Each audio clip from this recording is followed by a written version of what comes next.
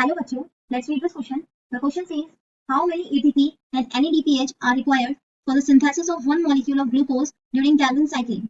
So question में पूछा है कि कैल्विन साइकिल के टाइम एक ग्लूकोज का मॉलिक्यूल बनाने के लिए कितने ATP एंड कितने NADPH की जरूरत होती है? Option first 18 ATP and 16 NADPH2. Option second 12 ATP and 12 NADPH2. Option third 18 ATP and 12 NADPH2. Option fourth 12 ATP and 16 NADPH2. So the key concept is dark reaction of photosynthesis.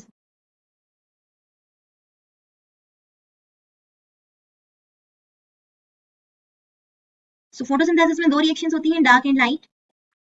Light होती है हाइलाकॉइड्स में and dark reaction होती है stroma में. So dark reaction को Calvin cycle भी कहते हैं या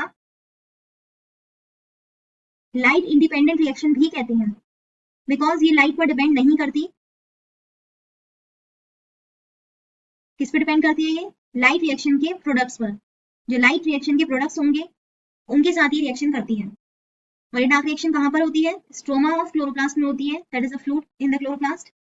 और ये ATP adenosine triphosphate and NADPH nicotinamide adenine dinucleotide phosphate, इनको यूज करके CO2 को फिक्स करके क्या बनाती है? ग्लूकोज बनाती है. सो क्वेश्चन में पूछा था कि ATP और NADPH कितने जरूरी होंगे एक ग्लूकोज मॉलिक्यूल बनाने के लिए. So for one molecule of glucose, that is C6H12O6, इसका एक मॉलिक्यूल बनाने के लिए जो साइकिल होती है पूरी Calvin cycle, it must turn 6 times. तो उसको 6 बार टर्न करना पड़ता है, 6 राउंड्स लगाने होते हैं. और हर टर्न में इसमें क्या होता है? It fixes one molecule of carbon dioxide. ये कार्बन डाइऑक्साइड का एक मॉलिक्यूल फिक्स करती है. तो जब कार्बन डाइऑक्साइड का एक मॉलिक्यूल एक राउंड में हो रहा है, एक टर्न में हो रहा है, तो 6 मॉलिक्यूल्स कितने में होंगे? 6 राउंड्स में. It means it takes 6 turns to fix 6 CO2 molecules, क्योंकि जब 6 मॉलिक्यूल CO2 के होंगे तभी C6 एंड O6 मिलेगा फॉर सिंथेसिस ऑफ ग्लूकोज. तो ग्लूकोज का एक मॉलिक्यूल बनाने के लिए कार्बन डाइऑक्साइड को फिक्स कराना होगा. और कार्बन डाइऑक्साइड एक टर्न में एक मॉलिक्यूल फिक्स होता है, तो 6 मॉलिक्यूल्स किसमें होंगे? 6 टर्न्स में फिक्स होंगे. अब हर टर्न में कैल्विन साइकिल के हर एक टर्न में कितने ATP की जरूरत होती है?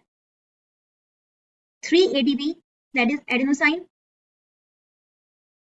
ट्राइफॉस्फेट मॉलिक्यूल की जरूरत होती है, जो कहां से मिलता है? लाइट रिएक्शन का बाय प्रोडक्ट है, ये उधर से मिलता है. एंड 2 NADPH की जरूरत होती है, that is nicotinamide adenine dinucleotide phosphate. और ये भी कहां से मिलता है? लाइट रिएक्शन का ही प्रोडक्ट होता है. सो इट मींस अगर एक टर्न के लिए 3 ATP और 2 NADPH की जरूरत है, तो 6 टर्न्स के लिए कितने NADPH की एंड कितने ATP की जरूरत होगी? तो अगर एक के लिए 3 ATP की जरूरत है, तो 6 टर्न्स के लिए कितनी होगी? 18 ATP की रिक्वायरमेंट होगी. सिमिलरली अगर एक टर्न के लिए 2 NADPH की रिक्वायरमेंट है, तो 6 टर्न्स के लिए कितनी होगी? 12 NADPH की रिक्वायरमेंट होगी. So the final answer is C, that is 18 ATP and 12 NADPH2. Hope you understood it well. Best of luck.